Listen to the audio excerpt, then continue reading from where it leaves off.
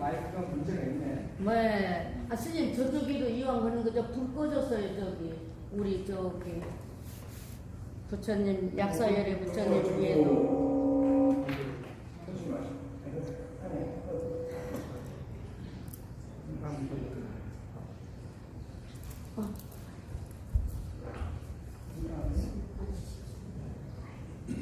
이게 이것도 안 돼. 이것도 안 돼. 아니, 그냥 육성으로 써요. 그러지 뭐.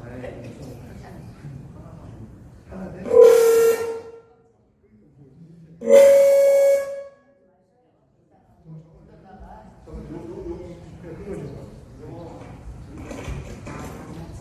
이게 좀 무게가 많아.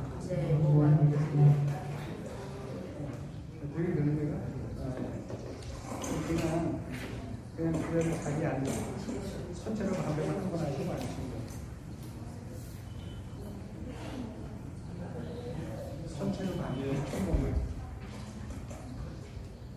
선생님께 담배 드리겠습니다.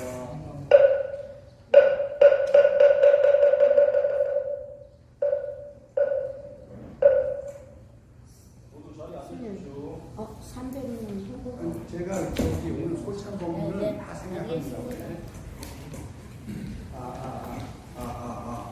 이거 되게 되는 거예요.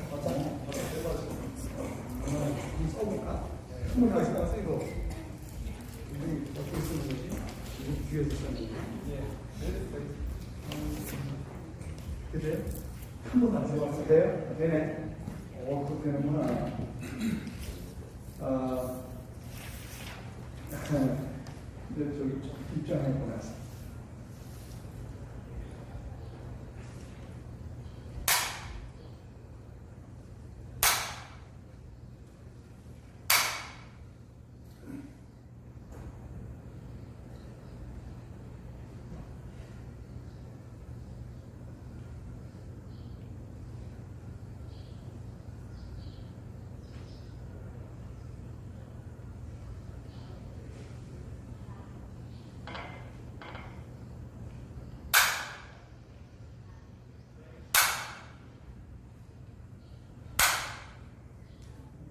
이건 아시죠? 여러분 그 나눠드린 팜플렛 있으시죠? 네. 거기 보면은 미륵의 미소라고 되어 있는데 한쪽에 보게 되면 사진이 아마 있을 거예요. 뒤쪽에 보면은 사진, 미륵도라고 하는 사진이 너무 아름답죠? 이 사진을 이렇게 보면서 여러분들은 어떤 생각을 하세요? 로댕이 생각하는 사람을 보게 되면은 오른손을 이렇게 오른손 턱을 받치고 있는데 오른손의 그 팔꿈치가 로댕이 생각하는 사람은 어디에 가 있는지 아세요? 왼쪽 무릎에 가 있습니다. 로댕을 생각하는 사람이라는 그 작품은 이 팔꿈치가 왼쪽 무릎에 가 있습니다. 보사님 제대로 하시네요. 왼쪽 무릎에 가 있고요. 그리고 발 두 개를 이렇게 같이 꿍그려 가지고 약간 그 발 뒤로 밀면서 무릎이 좀 나오게 이렇게 해서 그러면서 약간 구부리고 앉아 있는 모습인데 그 모형적인 면에서 봤을 때는 아주 완벽하게 뛰어난 작품입니다. 그게 앞으로 약간 기울듯 하면서도 그 로댕에 생각하는 사람은 그 발이 뒤로 들어가면서 무릎이 앞으로 나왔는데도 불구하고 그리고 이 팔을 이렇게 왼쪽 무릎에다가 오른쪽 이 팔꿈치 같은 것도 너무 자연스럽게 이렇게 되어 있는 아주 정말 대단히 아주 멋진 그런 작품이죠. 근데 거기에는 뭔가 잔뜩 그 뭔가 고민하는 정말 고민하는 그런 생각을 표현하고 있습니다. 그런데 이 미륵보살 반가 사유상은 이렇게 여러분 자세히 보시면 오른손을 들어가지고 그 오른쪽 팔꿈치를 오른쪽 그 접은 무릎 위에다 놓고서 이렇게 턱을 들고 있어요. 들고 있는데 이렇게 자연스럽게 들고 있죠. 그리고 왼손을 더욱 내려가지고 접혀 있는 그런 오른쪽 발목에다가 이렇게 손을 자연스럽게 놓고 있습니다. 잘 보세요. 그리고 오른쪽 무릎은 굽혀서 앉은 상태를 갖고 있는데 왼쪽 다리를 펴가지고 무릎을 세웠죠. 그래서 왼쪽 무릎은 보면은 걸어가는 서 있는 모습을 절반 정도 상징하고 있다고 하면 오른쪽 무릎은 앉아 있는 모습을 절반을 상징하고 있습니다. 그래서 이 미륵보살 반가사유선 속에는 앉아 있는 어떤 정적인 모습과 서서 걸어가는 동적인 모습을 함께 담고 있는 이 작품은 정말 세계적인 작품입니다. 로뎀을 생각하는 사람보다 훨씬 더 멋진 작품이죠. 그리고 이 속에는 중요한 게 뭐냐면 바로 미륵의 미소가 담겨 있습니다. 지금까지 이렇게 아름다운 작품을 본 적이 없기 때문에 야스퍼스 같은 칼 야스퍼스 같은 사람 와가지고서 우리나라에 와가지고서 이 미륵보살 반가사유선을 보고서 세상에 이렇게 아름다운 작품이 있는가? 예술적인 면에서도 그렇고 철학적인 면에서도 그렇고 이렇게 아름다운 작품을 이렇게 아름다운 조형물을 아직까지 본 적이 없다는 것이죠. 앞으로 영원히 이 인류가 지구상에 다른 날이 있더라도 이렇게 멋진 작품은 다시는 나오기 어려울 거라고 칼 야스퍼스가 얘기를 했습니다. 정말 아름다운 작품인데 그래서 요번 여러분들이 이렇게 같이 이렇게 했는데 그 뒤에 글 한번 보세요. 미륵의 미소인데 제가 이거를 2013년 8월 20일 날 글을 썼는데 우리 절에 있으면서 2013년이면 6년 전이잖아요. 6년 전인데 8월 20일이니까 아직도 2달 조금 더 남았습니다만은 2달 반 정도 있어야만 이제 만 6년이 되는데 그때 이 서울의 그 국립중앙박물관에 이제 제가 잠시 이렇게 왔었는데 보니까 그 미륵보살 반가사유선이 너무 아름다운 거예요. 그래서 그걸 보고 나가지고 내려가면서 이제 제 승용차에서 그때 다른 사람이 운전을 했는데 제 유발상대가 운전을 했는데 그래서 운전을 충분하게 잘해서 그 안에서 쓴 시가 바로 이게 미륵의 미소라고 하는 시조시입니다. 저는 시는 이 당시도 시는 아니었는데 시가 지금까지 하면 아마 시집을 내면 한 100권 정도 나올 정도 굉장히 시가 많습니다. 많은데 작년에 이제 그 시 등단할 때에 그 윤동주 그쪽 이제 그 시단 쪽에는 뭐냐면 시집이 있으면 다른 건 다 필요 없고 바로 해주겠다는 거예요. 근데 제가 시집을 한 번도 낸 적이 없어요. 그래도 어쨌든 아무리 좋은 시를 많이 갖고 있어도 책으로 나와야만 인정해 준다는 거는데 그래서 이제 근데 그 시가 어쨌든 당선이 돼가지고 이제 제가 시단에 나오게 됐는데 한번 보세요. 오른손 고추 세워 턱 꿰고 앉은 모습 아직도 비울 것이 조금은 남았는가? 어쩌면 인연 줄기가 사랑으로 피는가? 그 다음에 2열입니다. 살포시 왼손 내려 거기는 왼손 살포 내려 이렇게 되어 있죠. 근데 사실은 이게 제가 잘못한 게 뭐냐면 원래는 살포시 왼손 내려 이렇게 되는데 제가 원래대로 바꿔놨습니다. 살포시 왼손 내려 발목에 놓은 것은 같이 갈 중생들이 줄지어 있음인가? 입가에 머무는 미소 슬픔으로 보는구나. 그 순서를 바꿨다는 내용은 바뀐 건 아닙니다. 왼손 살포 내려가나 살포시 왼손 내려가나 같은데 원래 똑같은 게 중복되는 것보다 이렇게 약간 그 순서를 바꿔주는 것이 원래 시에 필요해서 그래서 위에서는 오른손이 맨 앞에 왔고 밑에서는 왼손이 앞에 왔는데 왼손을 뒤로 미루는 것이 좋아서 살포시라고 고추새우와 마찬가지로 살포시를 그 앞에 땡겨놨습니다. 오른손 고추새우 턱 꿰고 앉은 모습 아직도 비울 것이 조금은 남았는가 이렇게 문제 있는데 이게 뭔가 비울 게 있는 거예요. 아직도 뭔가 있는 거예요. 뭐가 남았어요? 중생들을 사랑하는 그 마음이 있다 보니까 중생을 사랑하는 마음까지 비워야 되는데 그 마음을 아직 안 비우고 있는 거예요. 우리는 불보살님을 보면은 뭔가 불보살님을 다 비운 것으로 봅니다. 그런데 불보살님이 못 비운 게 있어요. 중생에 대한 사랑을 아직 못 비운 거예요. 그것까지 다 비웠을 때 비로소 부처님은 완벽한 부처님이 될 수 있는데 부처님이 부처가 되지 못하는 이유가 나타나 있습니다. 그게 바로 보살의 경지에 머무르는데 그 보살의 경지에 머무르는 게 바로 아직까지 중생에 대한 사랑이 아직 남아 있어요. 예수님이 왜 이 땅에 오셨어요? 예수님은 모든 인류가 지은 죄를 대속하기 위해서, 모든 인류가 지은 죄를 그 원죄라고 합니다만 지은 죄를 대속하기 위해 가지고 이 땅에 오신 분이 예수 그리스도예요. 그래서 그는 그가 아니라 하더라도 충분히 살 수 있었는데 일부러 그가 십자가를 짊어진 거예요. 이 소가모니 부처님 같은 경우도 마찬가지로 소가모니 부처님의 과거 모든 부처님이 이미 다 부처의 경지에 올랐지만은 그들이 무슨 모습을 보입니까? 보살의 모습을 보입니다.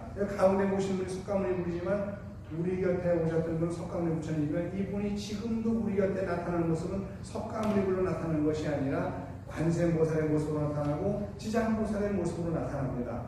미륵보살의 모습으로 나타납니다. 왜? 보살의 모습으로 나타날 때 중생들이 더 친근감을 갖고 다가올 수 있거든요. 왜냐면 보살은 아직 뭔가 조금은 좀 부족해 보이는 모습이잖아요. 코미디언이라든가 개그맨들이 원래 똑똑한 양반들인데도 불구하고 일부러 좀 약간 모자란 모습을 보일 때 사람들이 같이 웃으면서 즐거워하거든요. 그래서 불보살 중에 특히 보살이 이 사바세계에 올 때는 보살의 모습으로 옵니다. 부처의 모습으로 오진 않습니다. 그래서 오른손 곧 주세워 턱 꿰고 앉는 모습 아직도 비울 것이 조금은 남았는가. 어쩌면 인연줄기가 사랑으로 피는 불보살님이 중생을 사랑하는 게 왜 그러겠어요? 아직 중생을 사랑하는 인연의 줄기가 좀 남아있어요. 근데 그것이 사랑으로 피어나는데 자비인데 사랑 자체 슬플 피자잖아요. 앞에는 사랑이라고 표현하고 뒤에는 슬픔이라고 표현하는데 자비예요. 왜냐면 자라고 하는 것은 이 자자 밑에다 마음처럼 써가지고 긍정하는 마음이에요. 그래서 그래 오냐 하는 것이 자의 마음이라고 한다면 비의 마음은 어떻게 돼요? 슬플 피자는 안 피자 밑에다가 마음처럼 써가지고 아니야, 그건 아니야, 이건 이렇게 해야 돼, 그건 잘못됐어, 잘못을 지적해주는 마음이 비의 마음이에요.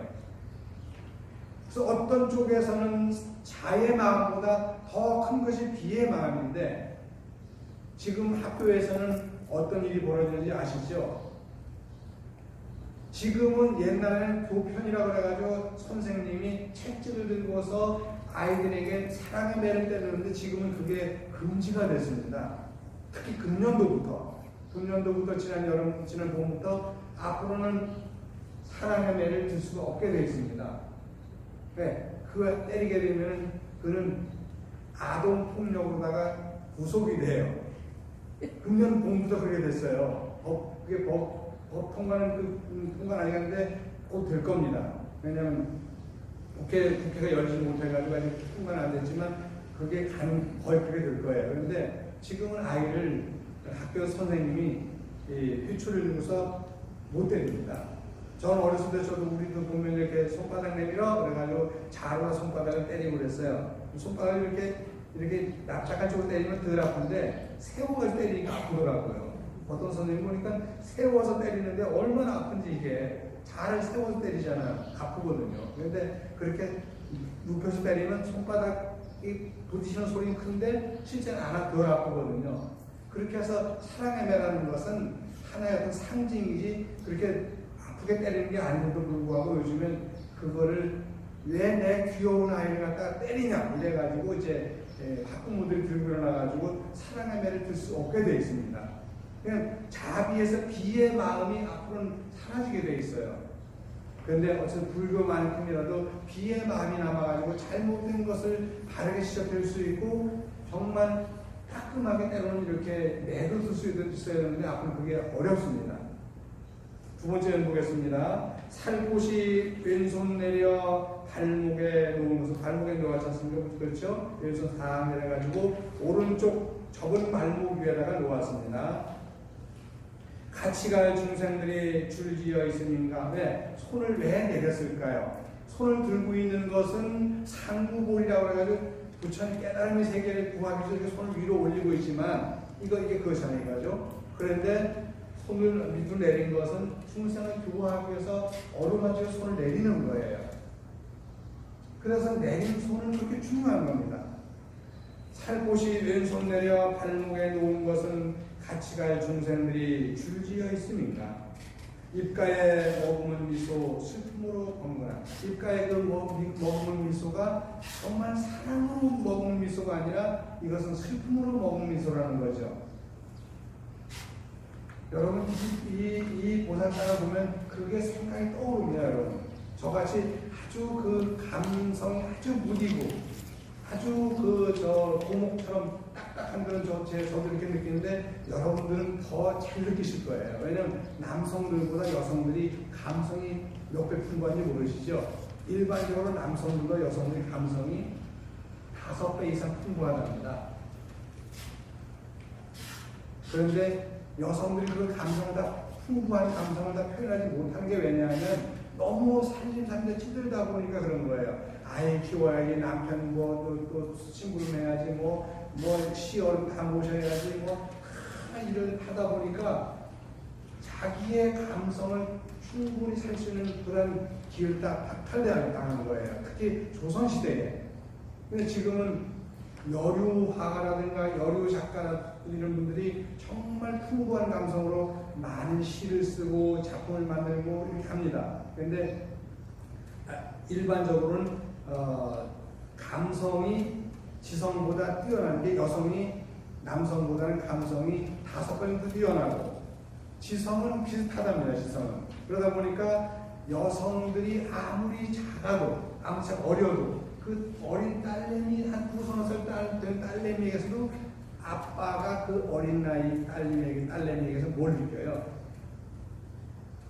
모성을 느낀답니다. 아니면 그 딸내미가 자기 아빠를 보고서 모성애가 느껴지니까 아빠를 더 이렇게 더 사랑스럽게 만져드리는 거예요. 그 속에 왜냐면 감성이 없으면 아무리 딸내미가 아빠를 어루만져도 아빠가 느끼지 못하는데 아빠는 그거를 거기서 모성애를 느낀다는 거예요. 그 어린 딸내미 2-3살 때 친딸한테 느끼는 게 모성애거든요. 또 딸내미도 그렇고요. 왜냐하면 그만큼 여성은 감성이 아주 풍부한데 그게 나중에 자라서 학교 다닐 때는 괜찮은데 나중에 이제 시집 가고 나면 시집을 그래서 안 가는지 모르지만 시집 가고 나면 남편한테 시달려 시댁에 시달려 살림살이에 시달려 자녀 키우는 데 시달려 그냥 모든 데 시달리다 보니까 감성을 제대로 못 살린대요. 제 얘기가 아니에요. 제가 이런 얘기하면 저는 남자들한테 내 맞기 때문에 저는 제 얘기가 아니라고 말씀드리겠는데 그렇게 풍부한 감성을 못 살리기 때문에 외국 사람들은 안 그러는데 우리나라 사람들은 그게 좀 많아요. 어쨌든 살포시 왼손 내려 발목에 놓은 것은 같이 간 중생들이 줄지어 있으니까 입가에 머금은 미소 슬픔으로 벙근다는 거 알죠? 이게 벙근다는 게 꽃이 벙근다는 건 꽃이 피는 것처럼 입이 슬픔으로다가 미소가 벙그는 거예요. 그래서 그 슬픔으로 큰 그 미소를 갖다가 저 중생을 살아면 안 되는데 저 중생이 다른 길로 가야 되는데 잘못 들어가면 안 되는데 여러분들 서로 그런 거 느끼잖아요. 여기 있을 때 우리 도보 가서 보면 참 저는 그 친구하고 5년하고도 꽤 많은 시간을 같이 이렇게 했는데 떠나고 나니까 그 친구 떠나는 자리가 크더라고요. 근데 여러분들 그 친구가 제가 더 붙들고 도와줄 수 있는 방법이 없더라고요. 제가 데리고 갔기 때문에 저를 따라왔기 때문에 저는 어떻게든지 그 친구를 좀 더 데리고 있으려고 했는데 이 친구가 너무 술을 좋아해요. 술을 마시지 말라는 게 아니에요. 그런데 술을 마시면 혹 실수를 저질러. 너무 많이 마셔가지고. 그래서 보면은, 그러니까 이제 이게 안 좋은 얘기 자꾸 저한테 들어오잖아요. 그리고 입이 워낙 가벼워가지고 친구가 너무 순수하다 보니까 입이 가벼워. 그래서 내가 어느 날 그랬어. 너는 거울과 같아. 거울은 오는 대로 다 비춰주잖아. 그러니까 까만 놈이 오면 까맣게 비춰주고 하얀 놈이 오면 하얗게 비춰주고 노란 꽃이 오면 노랗게 비춰주고 황금이 오면 황금을 그대로 비춰주듯이 넌 있는 그대로 숨기지 않고 다 비춰줘. 그랬더니 그걸 가서 누구한테 모든 걸 다 얘기하면서 나는 주지스님이 거울과 같은 존재라고 해가지고 그래서 난 숨기자고 얘기 다 한다는 거예요. 근데 얘가 뭘 모르냐면 거울은 뭐가 없어요. 거울은 메모리 기능이 없습니다. 기억하는 기능이 없어요. 이렇게 거울이 이렇게 앞에 있으면 거울 앞에 이렇게 사람이 지나가면은 딱 거울 딱 지나가면 거울에 비쳤던 그 모습을 거울은 하나도 기억을 못해요. 그러니까 이 거울에 비치는 모습을 남한테 알리고 싶어도 거울은 뭐가 안 돼요. 기억이 없기 때문에 메모리 기능이 없으니까 얘기를 못해요. 그러면 얘가 여기 있을 때는 이쁘다 라고 할 수 있는데 지나가고 나면 이걸 기억을 못해서 기억을 다 지워버리고 남한테 얘기를 안 해야 되는데 여기에 나타났을 때 어떤 곳에는 이쁘고 어떤 곳에는 안 이쁘고 어떤 곳에는 뚱뚱하고 어떤 곳에는 날씬하고 이렇게 다 해버리니까 밉다고 뚱뚱하다고 생각하는 그런 얘기를 듣는 사람은 기분이 나쁠 거 아니에요. 또 제 얘기도 막 밖으로 물어내니까 저도 또 기분이 나쁘고요. 거울이라고 하는 것은 있는 그대로 비춰주기는 비춰주되 단 거울이 뭐가 있죠? 메모리 기능이 없으니까 여기에 기억 장치가 없어요. 컴퓨터는 있죠. 컴퓨터는 있는데 컴퓨터는 중앙장치에 메모리가 되어 있다가 그것이 밖으로 이렇게 모니터가 출력이 되지만 거울은 출력이 안 돼요. 왜냐면 중앙장치가 없으니까. 근데 이 친구가 그렇게 하다 보니까 그렇게 나갔는데 지금도 그래서 이 친구를 보면 어디가 좀 잘 자라야 되는데 라고 하는데 그냥 떠났어요. 어제 정말 그저께 아침에 초하루라도 끝까지 잘 보고 갔으면 그래서 내가 조금 더 생각하려고 했는데 그것도 그냥 가버렸어요. 인사도 안 하고 아침에 초하루 먹는데도 안 보고 그냥 가버렸어요. 그러니까 저도 마음이 조금은 그래요. 그래서 저도 이 글을 쓰면서 옛날에 쓴 거지만 이건 이 친구를 만나기 직전에 쓴 겁니다만 살 곳이 왼손 내려 발목에 놓은 것은 같이 갈 중생들이 줄지어 있습니까? 이건 미륵보살 얘기입니다. 입가에 머금은 미소 슬픔으로 번거나 정말 마음 아픈 일이지만 마음 아픈 일을 우리는 계속해서 오래오래 담고 있습니다. 그럴 수밖에 없는 게 우리도 그렇지만 불보살님은 중생들 다 성불 해야만 그 미소가 이렇게 슬픔의 미소가 사랑의 미소로 바뀔 거예요. 오늘 얘기는 여기까지 간단하게 이렇게 하겠습니다. 여러분 성불하십시오. 굉장히 가까운 성불을 할 겁니다. 또 한 번 하나 또 있는데 돌아오는 토요일 날은 내일 모레는 제가 이제 우리 절에 가기 때문에 이제 일요일 날 제가 있어요. 그래서 일요일 날 있어야 되는 일을 갖다가 토요일 날 땡겨가지고 이제 우리 절에 행사를 하기로 했고 일요일 날은 이제 여기 BTN에서 삼존상이 이제 다시 백악사로 모셔져 옵니다. 원래 백악사에 있던 불상인데 모셔져 오는데 조실 스님께서 모시고 계시다가 잘 보관하고 계시다가 다시 이제 돌려주시는 거예요. 다른 것 같으면 그냥 내 거라고 할 텐데 그래도 우리 조실 스님은 그걸 다시 백악사에 돌려주는 그런 큰 사랑의 마음을 이제 내셨습니다. 그래가지고 그거를 누가 보는 앞에서 방송으로 보는 앞에서 BTN에서 이제 우리 백악사의 기증한 다시 들려드리는 기증이 아니죠. 들려드리는 걸 그렇게 프로그램을 짜셨더라고 해가지고 오전에 거기 가가지고 거기서 우리가 법회를 보고 그렇게 이제 모시고 와야 해요. 그러니까 일요일날 오전은 여기서 안 하고 여러분들 일요일날 혹시 시간이 나시면은 거기 가셔서 BTN 아시죠? 예술의 전당이 있는데 거기에서 여러분 같이 오셔가지고 거기서 부처님을 법회 끝나고 부처님 모시고 오는 걸 합니다. 그리고 오후 4시부터는 역시 조실 스님이 거기 법회도 참석하세요. 하는데 독립문인가? 독립문 서대문에 독립문인데 거기서 용성 스님 교성곡 발표가 있어요. 그래서 올해가 대한독립 3일 독립 100주년이기 때문에 거기서 그 행사를 하는데 용성 스님에 대한 교성곡이 이제 울려 퍼진 그런 날입니다. 그래서 여러분들 오후는 거기서 또 한번 이렇게 해주셔야 되고 그리고 그 다음날 우리가 장수 가기로 했던 것은 일단은 생략을 하고 여기서 용성 스님이 탄생하신 날을 이제 여기서 우리가 다시 이렇게 봉축하기로 하고 아울러 약사제일까지 같이 이렇게 여기로 하기로 했습니다. 왜냐하면 우리가 이미 부처님을 모시고 온 상태에서 다시 거기 장수에 있는 중림명사 가야 할 일이 없어서서 그래서 여기서 부처님을 모셨으니까 모신 그 법회도 여기서 그 다음에 할 겁니다. 그렇게 하고요. 그 다음에 이번 주 토요일과 그 다음 주 토요일은 15일날 아침 8시부터 9시까지 조계사 관음전에서 여러분 고려대학교 불자교회라고 있는데 다 이제 졸업한 분들이지만은 거기서 이제 그날 제가 특별 강연을 하는데 여러분 오셔서 같이 잘 좀 메꿔 주셨으면 하고 부탁을 드립니다. 아침 8시부터 9시니까 요즘 이제 거의 한이 가까우니까 8시면 그래도 한참 늦은 시간이니까 충분히 오실 수 있을 거예요. 오셔서 같이 참여해 주시고요. 그리고 할 때 미리 연락을 명단을 주셔야 돼요. 그러면 그래 그날 아침을 준비하니까 명단을 미리 주셔야 돼요. 그리고 그 다음에 그 다음 주 토요일이 22일 날인데 하진날이에요. 6월 20일 하진날인데 그날은 제가 코에추라고 거기 무역센터 거기에서 제가 특강을 합니다. 그러니까 국제도서전이라고 해서 우리나라 책만이 아니라 전 세계 책들이 함께 거기서 도서전을 하는데 그날 제가 오후 1시에 특강을 하니까 오셔서 같이 한번 특강에 참석하신 분들은 책을 한 권씩 그냥 무료로 드리고요.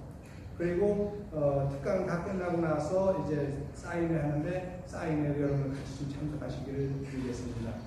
너무 안내할 게 많죠? 그래서 여러분 건강하시고요. 감사합니다.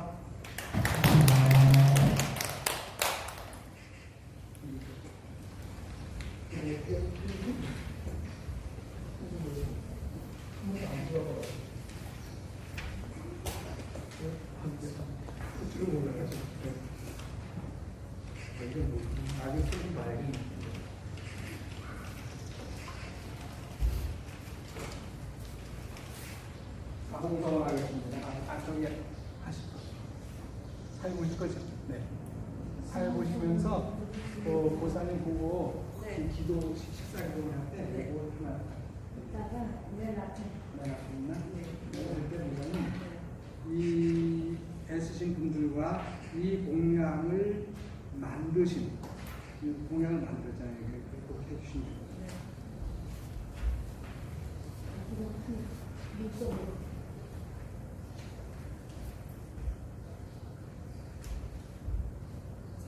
사원서 우리 2563년 5월 신중 태양법회를 마치는 사홍서원이 있겠습니다.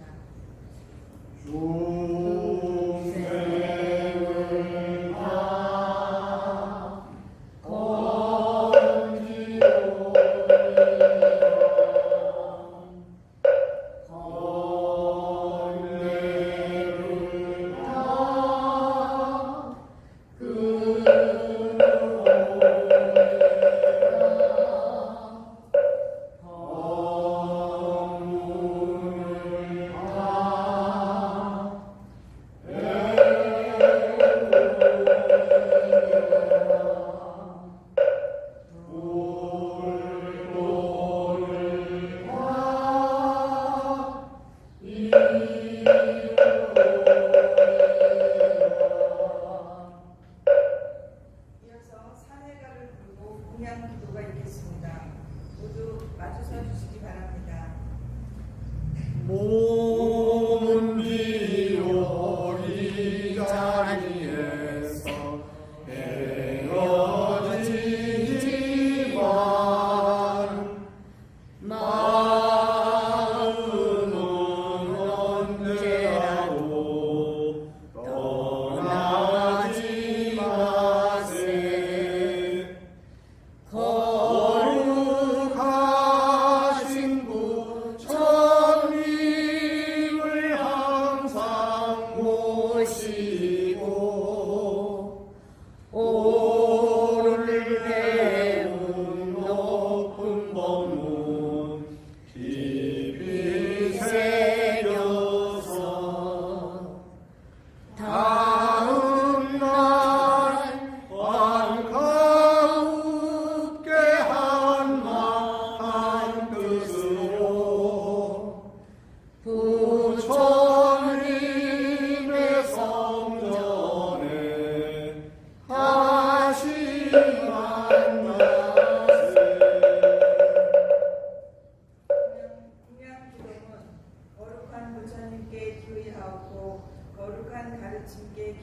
아뢰나오며 거룩한 스님들께 기회합니다. 한 톨의 쌀알이라도 농부의 피와 땀과 정성으로 이루어진 것입니다. 이 공양이 여기 오기까지 애쓰신 모든 분들과 이 공양을 만드신 분에게 감사드리며 안으로는 정신을 살찌우고 밖으로는 육신을 보살펴 부처님의 해명을 믿기 위해 이 공양을 받습니다. 마하바냐 바라밀 마하바냐 바라밀 마하바냐 성불하십시오. 성불하십시오. 성불하십시오. 성불하십시오.